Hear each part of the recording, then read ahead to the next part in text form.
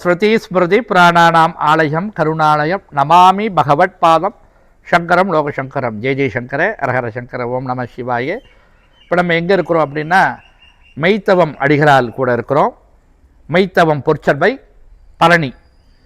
இப்போ சுவாமி நம்மளுடைய ரொம்ப அன்பானவர்.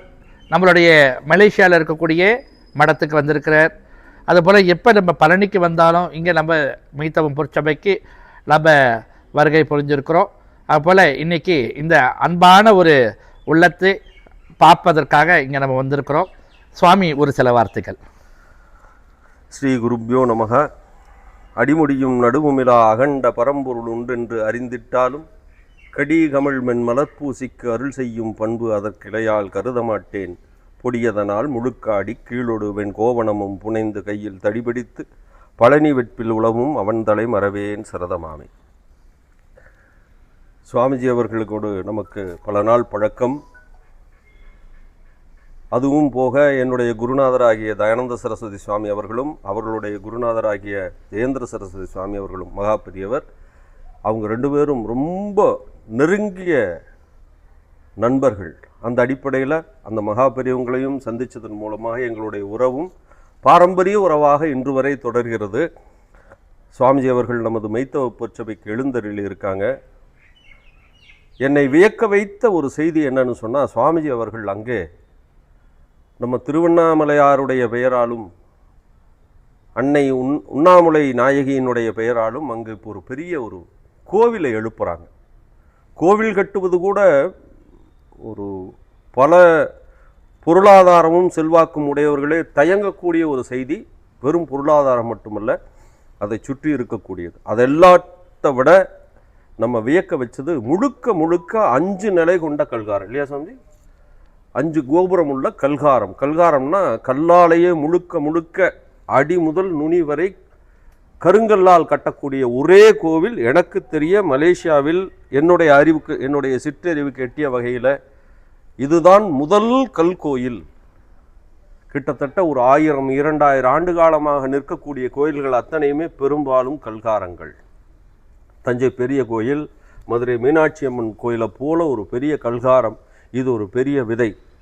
இதற்கு மலேசியாவில் அவங்க பண்ணுறது, தமிழ்நாட்டில் அதை பண்ணி இவைகளை எல்லாம் அங்கு கொண்டு சென்று ஸ்தாபிதம் பண்ணி எவ்வளவு பெரிய பணியை கொஞ்சம் கூட யோசிக்காமல், தமிழ்நாட்டில் அதை செய்யணும்னாலே ஊர் கூடி செய்ய வேண்டிய கோயில்களே நம்மளை தேக்க வைக்குது, வியக்க வைக்குது, பொருளாதாரத்தில் பின்தங்க வைக்குது.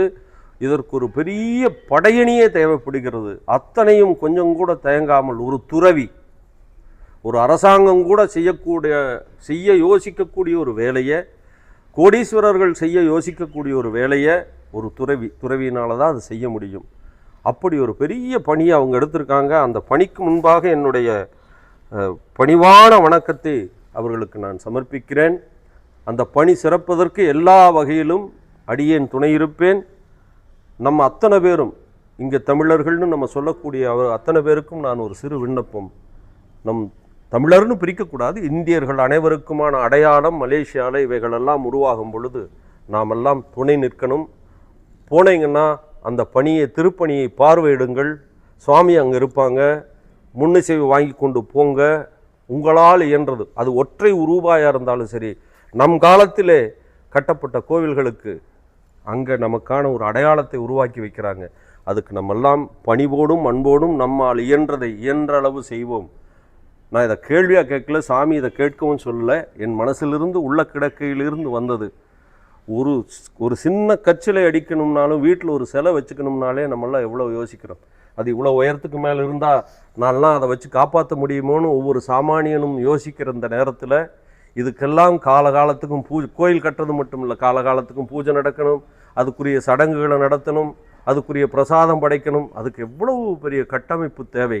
அத்தனையும் ஒற்றை மனிதராக செய்யக்கூடிய அந்த சுவாமிகளுக்கு நாங்கள்லாம் இருக்கோம்னு சொல்லி நம் அனைவருடைய கடமை அவரோடு தோள் நிற்பதும் துணை நிற்பதும், உற்றுளி உதவியும் ஒரு பொருள் கொடுத்தும் எல்லா வகையிலும் துணை நிற்க வேண்டியது நம் கடன். அந்த கடனை நாங்கள் செய்ய தயாராக இருக்கிறோம். நான் செய்ய தயாராக இருக்கிறேன்.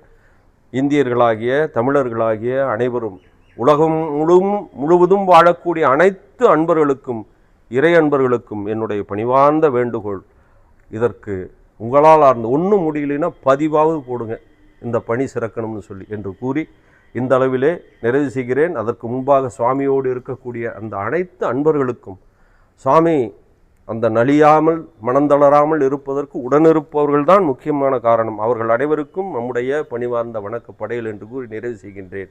ஓம் ஓம் ஓம். ஜெய் ஜெய்சங்கர, அரஹர சங்கர. ரொம்ப நன்றி சுவாமிகள் அவர்களுக்கு. ஜெய் ஜெய்சங்கர.